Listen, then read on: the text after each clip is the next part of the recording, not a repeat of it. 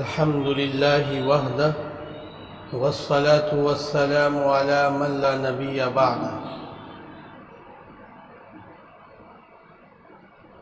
قال الله عز وجل في القرآن المجيد: أعوذ بالله من الشيطان الرجيم، بسم الله الرحمن الرحيم. قد جاءكم من الله نور وكتاب مبين.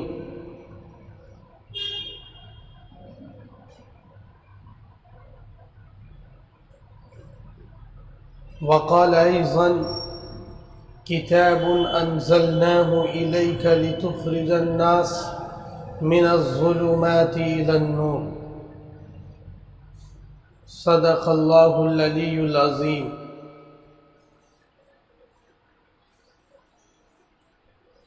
ہمیں اور آپ کو یہ معلوم ہے کہ پیارے رسول محمد عربی صلی اللہ علیہ وسلم کی ولادت کا مہینہ چل رہا ہے، جسے ماہ ربیع الاول کہتے ہیں۔ اس مہینے میں پیارے رسول کی آمد کی خوشی سے کس کا دل باغ باغ نہیں ہوگا؟ ساری انسانیت کے لیے رحمت بن کر، ساری انسانیت کے لیے عظیم رہنما بن کر، اور سارے انسانوں کے آخری پیغمبر محمد الرسول اللہ صلی اللہ علیہ وسلم محبوب لاڈلے اللہ کے سب سے عظیم پیغمبر، دنیا جہان جس کے لیے بنائی گئی، جس کے لیے سارا نظام کو اللہ تعالیٰ نے سسٹم میں لا کر رونق بخشی، آج اسی مہینے میں ہم اور آپ ہیں۔ یہ عظیم مہینہ ساری انسانیت کے لیے رحمت بن کر دنیا میں یہ مہینہ آیا، اور محمد عربی صلی اللہ علیہ وسلم کو اللہ تعالیٰ نے اس مہینے میں پیدا کیا۔ 22 اپریل سن 571 عیسوی کو اللہ تعالیٰ نے محبوب کو پیدا کیا۔ 4:00 پر 4:20 یا 25 کے آس پاس میں محمد عربی صلی اللہ تعالی علیہ وسلم صبح سویرے پیدا ہوئے، اور ساری دنیا کے لیے یہ پیغام سنایا کہ اب آخری پیغمبر محمد عربی آ چکے ہیں، وہ ایک والا پیغمبر جو توحید کی دعوت سے سارے عالم کو منور کرنے والے ہیں۔ اس عظیم پیغمبر اور عظیم رہنما کی ولادت 571 عیسوی میں 22 اپریل کو دنیا کے اندر ہو گئی، اور جب محمد الرسول اللہ صلی اللہ تعالی علیہ وسلم کو اللہ نے پیدا کرنے کا اللہ تعالیٰ نے ارادہ کیا اور دنیا میں مبعوث فرمانے کا فیصلہ لیا، تو ساری دنیا کے انسانوں میں سے عربوں کو سلیکٹ کیا، ساری دنیا کے انسانوں میں سے عرب کو سلیکٹ کیا، عرب انسان کو سلیکٹ کیا، اور عرب کو چھان کر میرے اللہ نے رسول کے لیے جو خاندان سلیکٹ کیا اسے ہم بنو ہاشم کہتے ہیں۔ عرب میں سے بھی مضر قبیلے کو سلیکٹ کیا، مضر میں سے عبد مناف کو سلیکٹ کیا، اور عبد مناف میں سے بنو ہاشم کو اللہ تعالیٰ نے اس اعزاز سے بخشا جو رسول اللہ کے پردادا کہلاتے ہیں، ہاشم۔ ان کے خاندان میں آخری نبوت کا چراغ اور آخری پیغمبر محمد الرسول اللہ کو اللہ تعالیٰ نے بنایا۔ یوں ہی کسی ویسے خاندان میں نہیں پیدا کیا، اس خاندان میں پیدا کیا جس خاندان کے تعلق سے میرے محبوب نے فرمایا: انا خیرکم ابا و نفسا، میں تم میں خاندانی شرافت کے اعتبار سے سب سے بہتر ہوں۔ میرے خاندان کو دیکھو، میرے رشتہ داروں کو دیکھو، ساری دنیا کے انسانوں میں عظیم خاندان وہ خاندان جن کے باپ داداؤں میں سے کسی نے بھی بدکاری نہیں کی، کسی نے کسی کے ساتھ زنا تک نہیں کیا، ایسے عظیم خاندان میں محمد الرسول اللہ کو اللہ تعالیٰ نے پیدا کیا۔ جب میرے پیغمبر حضرت محمد صلی اللہ تعالی علیہ وسلم کو پیدا کرنے کا زمانہ چل رہا تھا تو آپ کے پردادا ہاشم بازار میں چل رہے تھے۔ اس بازار میں ایک یہودی عورت نے ہاشم کو دیکھا، اس یہودی عورت نے ہاشم سے ملاقات کی اور ہاشم سے کہا کہ تمہیں میں 100 اونٹ نذرانے میں دیتی ہوں، تم میرے ساتھ ایک رات گزارو گے، میرے ساتھ ایک پل گزارو گے، میرے ساتھ رات نکالو گے، اور اس کے نذرانے میں تمہیں 100 سرخ اونٹوں کا نذرانہ پیش کروں گی۔ اس یہودی عورت نے پیشکش کی آپ کے پردادا ہاشم کو۔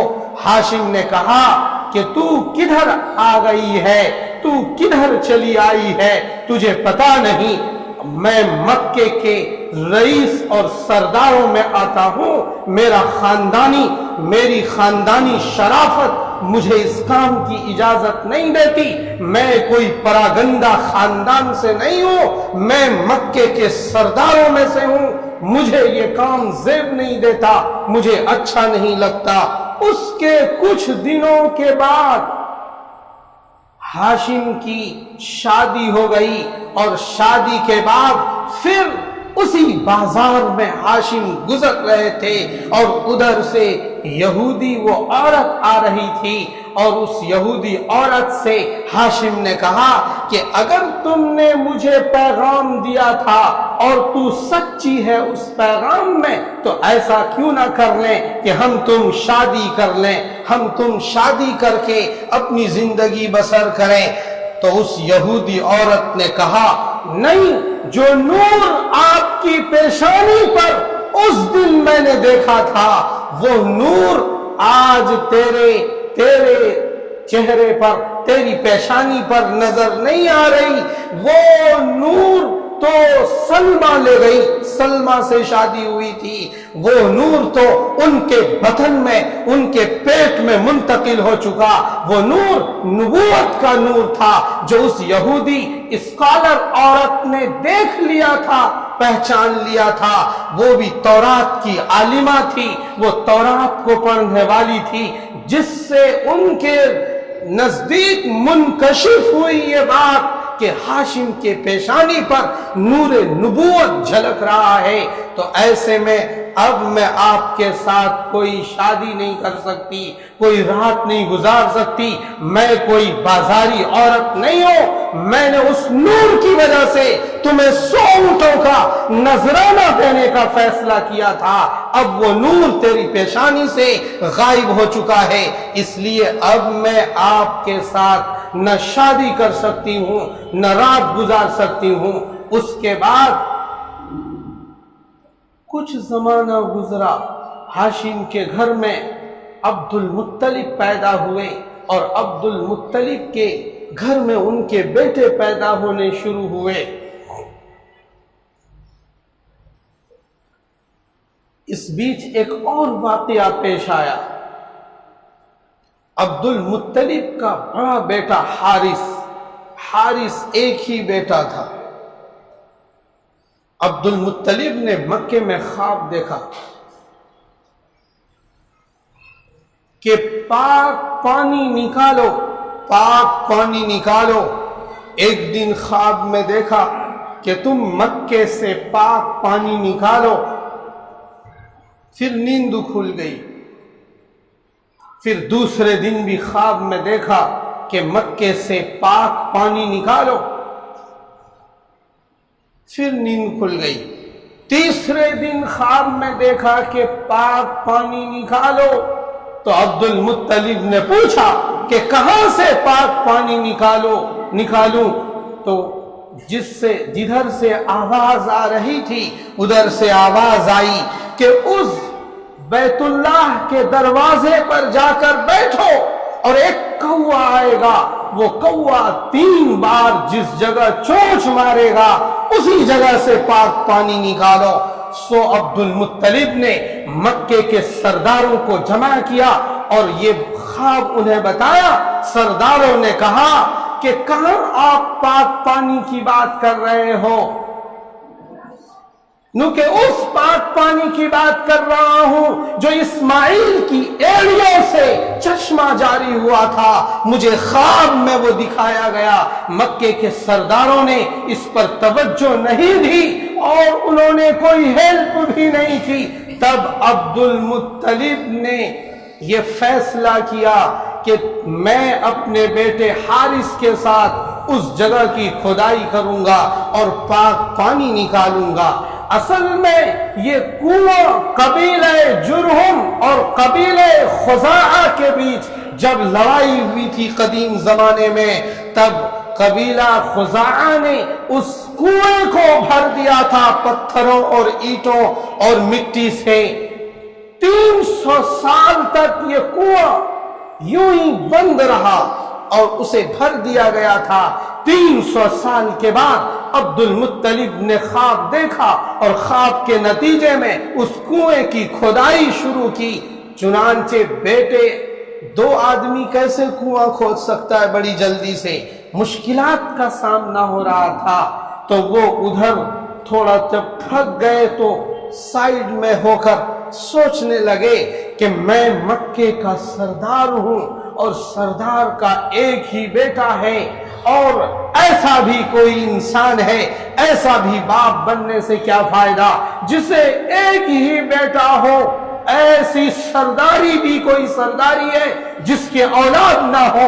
औलाद के बगैर क्या सरदारी का मतलब होता है?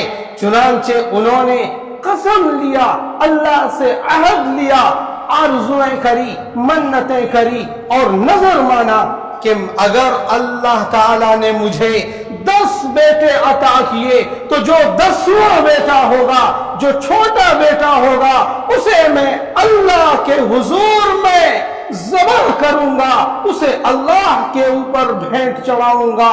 सो अब्दुल मुत्तलिब के घर में एक के बाद दूसरा, दूसरे के बाद तीसरा और चौथा, 5वां, ढेर सारी औलादें होनी शुरू हो गई। और जब नजर अल्लाह ताला ने उनकी पूरी कर दी और 10 के 10 बेटे पैदा हो गए, तो अब मामला था आखिरी बेटे को ज़बह करने का। अब्दुल मुत्तलिब ने अपनी कमाई के, अपनी दौलत से 100 ऊंटों को जमा किया और 100 ऊंटों को जमा करने से पहले तो अपना छुरा उठाया और अब्दुल्लाह को और अपने सारे बेटों को जमा किया कि बताओ तुम में से कौन अल्लाह की राह में कुर्बान होना चाहता है। सारे बेटों ने कहा मैं हाथ उठाकर कि मैं अल्लाह की राह में कुर्बान होना चाहता हूं। लेकिन अब्दुल मुत्तलिब ने अपने प्यारे लाडले बेटे अब्दुल्लाह को पकड़ा और उसे ज़बह करने के लिए चल पड़े। मक्का के सरदारों ने, वहां की कैबिनेट मंत्री के अफराद ने बायकॉट किया कि अब्दुल मुत्तलिब ये क्या करने जा रहे हो? आज तक इस धरती पर किसी बाप ने अपने बेटे को इस तरह से ज़बह किया है क्या जो तुम ज़बह करने चले जा रहे हो? नहीं, हम मक्के में ऐसी गलती नहीं होने देंगे। नु कि मैंने नजर माना, नु कि तुम अपनी नजर अपने पास रखो, ये काम मक्के की सरजमीन पर हम नहीं होने देंगे। सो सब ने मुखालफत की और इस मुखालफत में सबसे बढ़ चढ़कर हिस्सा लेने वाला आस बिन वाइल, मक्के का सरदार जिसे ईमान नसीब न हुआ, और लेकिन उनका बेटा अम्र इब्ने आस ये बड़े दर्जे के सहाबी बने। आस बिन वाइल ने अब्दुल मुत्तलिब के हाथ पकड़कर झंझोड़ा کہ تم اس کام کو ہرگز نہیں کر سکتے، پورا مکہ تمہارے خلاف لا کر کھڑا کروں گا۔ سو عبد المطلب کے خلاف سارا شہر ہو گیا۔ اس کے بعد عبد المطلب نے کہا چلو ایک کام تو کر سکتے ہو کہ فلاں جگہ پر ایک کاہنہ نجومی عورت رہتی ہے، تورات کا عالمہ ہے، اس سے چلو پوچھتے ہیں، اگر وہ کچھ ہمیں مشورہ دیتی ہے تو ہم اسے مانیں گے۔ یہ لوگ وہاں پورا سرداروں کا قافلہ وہاں پہنچا اور یہ خواب بتایا کہ اور یہ عہد بتایا کہ آخری بیٹے کے ہونے پر ہم نے نظر مانی تھی کہ ہم اسے اللہ کی راہ میں قربان کریں گے۔ تو اس عورت نے پوچھا، نجومی عورت نے، کہ یہ بتاؤ کہ تمہارے خاندان اور قبیلے میں اگر کسی کا مرڈر قتل ہو جاتا ہے تو اس کے بدلے میں اگر معاوضہ لیتے ہو تو کتنے اونٹوں کا معاوضہ لیتے ہو؟ انہوں نے کہا 10 اونٹوں کا معاوضہ لیتا ہوں۔ تو پھر اس عورت نے کہا کہ ایسا کرو، ایک پرچی بناؤ، 2 پرچیاں بناؤ، ایک پرچی پر لکھو 10 اونٹ اور دوسری طرف لکھو عبداللہ تمہارا بیٹے کا نام، اور اس کو قرعہ میں ڈالو، پرچی قرعہ اندازی کرو۔ وہاں قرعہ اندازی پرچی ڈال کر نہیں کرتے تھے، ترکش میں تھیلے میں تیر رکھ کر اسے مکس کرتے تھے اور پھر اس میں سے جو تیر نکلتا تھا وہ نام آیا گویا کہ اس کا۔ تو انہوں نے ایک تیر پر لکھا عبداللہ اور دوسرے تیر پر لکھا 10 اونٹ، اور اس عورت نے کہا کہ ایسا لکھ کر ہر بار تم پرچی ڈالتے رہو، اور جب عبداللہ کا جب تک نام آتا رہے تب تک ہر مرتبہ 10 اونٹ بڑھاتے رہو دوسری پرچی میں، 10 اونٹ عبداللہ، پھر پرچی ڈالو، پھر عبداللہ کا نام آ جائے تو پھر 20 کر دو، 10 بڑھا دو، پھر قرعہ ڈالو، پھر عبداللہ کا نام آتا ہے، 10 بڑھا دو، 30 ہو گئے۔ تو اس طرح سے شروع کیا۔ یہ رائے پسند آئی، یہ فیصلہ سارے مکے والوں کو بہت پسند آیا اس کاہنہ کا۔ سو مکے میں آ کر ایسا ہی کیا، پرچی ڈالتے رہے، 60 70 80 اونٹوں کی پرچی نکل ہی نہیں رہی تھی، ہر مرتبہ عبداللہ کی پرچی نکلتی تھی، 80 اونٹیں بھی 80 اونٹ ڈال دیے پرچی میں، پھر بھی عبداللہ ہی کا نام آیا، نو کہ 10 اور بڑھاؤ 90 اونٹ ہو گئے، اب بھی عبداللہ کا ہی نام آ رہا تھا، پھر 10 بڑھا دیے گئے، جب 100 اونٹ پرچی میں لکھ دیا اور پھر قرعہ ڈالا تو اب 100 اونٹوں کی پرچی کا نام آیا۔ تب مکے میں نعرے لگے، مکے میں خوشیوں سے آواز اٹھی کہ عبداللہ بچ گیا، اب 100 اونٹوں کی قربانی دی جائے گی۔ جب ادھر عبد المطلب حیران تھے کہ یہ 100 اونٹ پہاڑ کے پیچھے میں نے جمع کر رکھے اور 90 تک پرچیاں میرے بیٹے کا ہی نام آتا چلا جا رہا ہے، اب میں اونٹ بھی کہاں سے لاؤں گا؟ لیکن جب 100 اونٹ کی پرچی لگی تو 100 اونٹوں کا نام آیا، شور ہنگامہ ہوا، خوشی میں لوگ آواز بلند کرنے لگے۔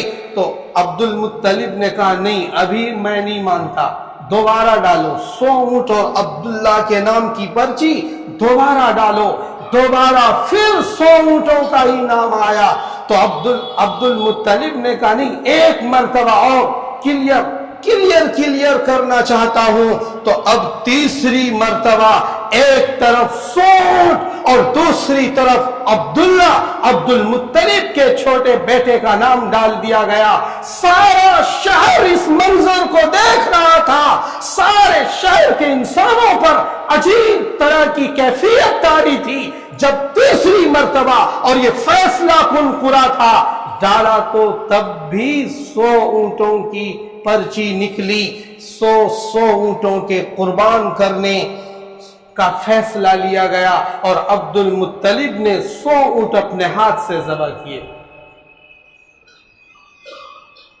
میں یہ بتا رہا تھا کہ کچھ زمانے کے بعد جو واقعہ ہاشم کے ساتھ پیش آیا وہی محمد الرسول اللہ صلی اللہ علیہ وسلم کے والد محترم عبداللہ کے ساتھ پیش آیا کہ عبداللہ ایک بازار میں چل رہے تھے، کسی یہودی عورت سے ملاقات ہوئی، اس عورت نے عبداللہ کو دیکھا، ان کی پیشانی کو پڑھا اور پڑھنے کے بعد اسے پیغام دیا کہ تجھے میں تیری جان کے بدلے جو 100 اونٹوں کو ذبح کیا گیا تھا اسی واقعے کی طرف اس عورت نے اشارہ کیا کہ تیری جان بچانے کے لیے عبد المطلب تیرے باپ نے 100 اونٹوں کی قربانی پیش کی تھی، آج میں تمہیں 100 اونٹوں کا نذرانہ دیتی ہوں، میرے ساتھ ایک رات تم گزارو گے، میرے ساتھ تم ایک رات وقت لگاؤ گے۔ سو عبداللہ نے وہی جواب دیا جو ان کے دادا ہاشم نے جواب دیا تھا کہ میں شرافت دار عزت دار خاندان سے ہوں، مکے کے سردار کا لخت جگر ہوں، مکے کے سردار کا بیٹا ہوں، میں ایسا کام تمہارے ساتھ کیسے کر سکتا ہوں، میں ایسا ہرگز نہیں کر سکتا۔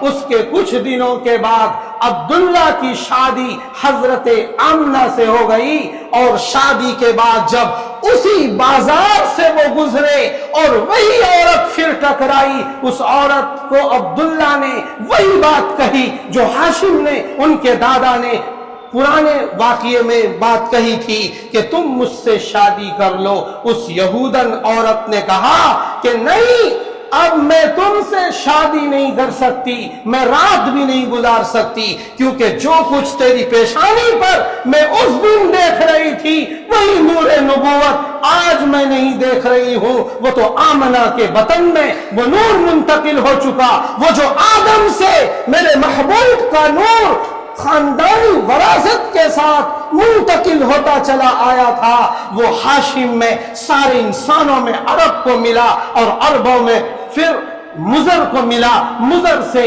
عبد مناف کو ملا، عبد مناف سے ہاشم کو ملا، اور ہاشم سے عبد المطلب، اور عبد المطلب سے عبداللہ، اور عبداللہ سے وہ نور آمنہ کے پیٹ میں منتقل ہوا۔ بی بی آمنہ کہتی ہے جب میرا بیٹا محمد میرے پیٹ میں تھا تو میں عام عورتوں کی طرح جو حاملہ گربتی مہیلا ہوتی ہے اس طرح نہیں تھی، مجھے تکلیف نہیں ہوتی تھی، ایسا لگتا تھا میرے اندر کوئی نور ہے، آرام ہی آرام ملتا تھا۔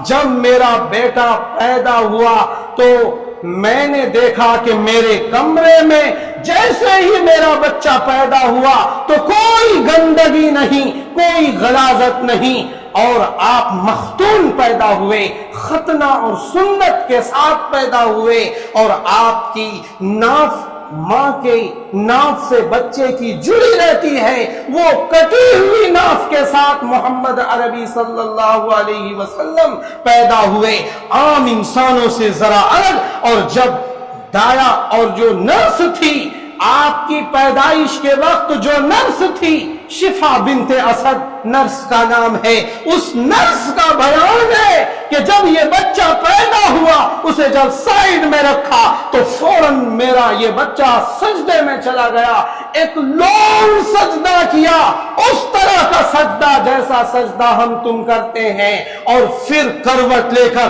آسمان کی طرف نگاہیں اٹھائیں اور اپنی انگلیوں کا اشارہ کیا، اور پھر عام بچوں کی طرح ہو گئے۔ آمنہ کہتی ہے ایک دفعہ کو مجھے گھبراہٹ بھی ہو گئی کہ میرا بچہ اس طرح کی ایکٹیویٹی کیوں کر رہا ہے، تو پھر اللہ تعالی کی طرف سے میرا بچہ اس طرح ذرا الگ تھلگ طریقے سے پیدا ہوا، گود میں جب رکھا تو کمرے میں کوہرے کی طرح ایک عجیب سا موسم بنا، اس کے بعد نور ہی نور دکھ رہا تھا، 14ویں چاند سے زیادہ حسین میرے چہرے، میرے بچے کا چہرہ مجھے نظر آ رہا تھا۔ اس کے بعد محمد عربی صلی اللہ تعالی علیہ وسلم نے بعد میں بتایا کہ میں ایک عالی اور شرافت دار خاندان میں پیدا ہوا، اس خاندان میں میرا نسب سے بڑھ کر دنیا میں کوئی نسب نہیں بنا میرے خاندان سے بڑھ کر اس دھرتی آکاش میں کسی خاندان نے جنم نہ لیا، اور ایسا خاندان کہ محمد نے بتایا کہ میرے خاندان کا نسب تو دیکھو، محمد بن عبداللہ بن عبد المطلب بن ہاشم بن عبد مناف بن قصی بن کلاب بن مرہ بن کعب بن لوی بن غالب بن فہر بن مالک بن نضر بن کنانہ بن خزیمہ بن مدرکہ بن الیاس بن مضر بن نزار بن معد بن عدنان میرا عالی خاندان ہے۔ ایک بھی جد امجد نے میرے خاندان میں کبھی بدکاری نہیں کی، ایسے عظیم خاندان سے میں پیدا ہوا۔ انا خیرکم ابا و نفسا، مجھ سے بہتر شرافت میں تم میں سے کسی کا خاندان نہیں ہوا۔ شاعر نے رسول کو اتنا حسین اللہ تعالیٰ نے بنایا تھا، شاعر کہتا ہے کہ کتنا حسین چہرہ، کتنا حسین چہرہ محبوب دو عالم صلی اللہ تعالی علیہ وسلم کا ہے۔ وَأَحْسَنَ مِنْكَ لَمْ تَرَ قَطُّ عَيْنِي وَأَجْمَلَ مِنْكَ لَمْ تَلِدِ النِّسَاءُ خُلِقْتَ مُبَرَّأً مِنْ كُلِّ عَيْبٍ كَأَنَّكَ قَدْ خُلِقْتَ كَمَا تَشَاءُ، کہ میری نگاہ نے محمد سے زیادہ حسین انسان کو کبھی نہیں دیکھا، اور محمد سے زیادہ جمال والا، حسن والا کسی ماں نے جنا ہی نہیں دنیا میں۔ ایسا انسان کہ آپ تمام عیوب سے پاک ہیں، تمام عیوب سے پاک ہیں۔ کیسے پاک ہیں؟ جس نے 1,24,000 انبیاءوں کے اوصاف کو اپنے دلوں میں بنا رکھا ہو، اس پیغمبر محمد صلی اللہ تعالی علیہ وسلم کی جب پیدائش ہوئی اور آمنہ کی گود میں بچے کو رکھا گیا تو غمام کمرے میں بادل کی طرح آیا اور آواز آئی کہ آمنہ تو فکر نہ کر۔ آمنہ سوچ رہی تھی کہ اس کا باپ دنیا میں نہیں ہے، اور بچوں کی طرح اس کا باپ نہیں ہے۔ اگر اس کا باپ ہوتا، جب یہ بڑا ہو جاتا، کھیلنے کے قابل ہوتا، تو اس کی انگلیاں پکڑ کر مکے کی گلیوں میں سیر کراتا، کبھی سینے سے لگاتا، کبھی پیشانی چومتا۔ اے کاش کہ اس کے والد عبداللہ دنیا میں موجود ہوتے۔ آمنہ اپنی آنکھوں سے آنسو بہا رہی تھی، ادھر آواز آئی، آمنہ فکر نہ کر، اگر تیرا بچہ کھیلنا چاہے گا تو سورج اور چاند کو کھلونا بنا دوں گا۔ تم نے نہ دیکھا کہ محمد کے ایک اشارے پر چاند کے 2 ٹکڑے ہوئے، تم نے نہ دیکھا کہ محمد کے اشارے پر کنکریوں نے کلمہ پڑھا، تم نے نہ دیکھا کہ محمد کے اشارے پر درخت چل کر واپس ہوتا چلا جا رہا ہے۔ ایسا میں بنا دوں گا۔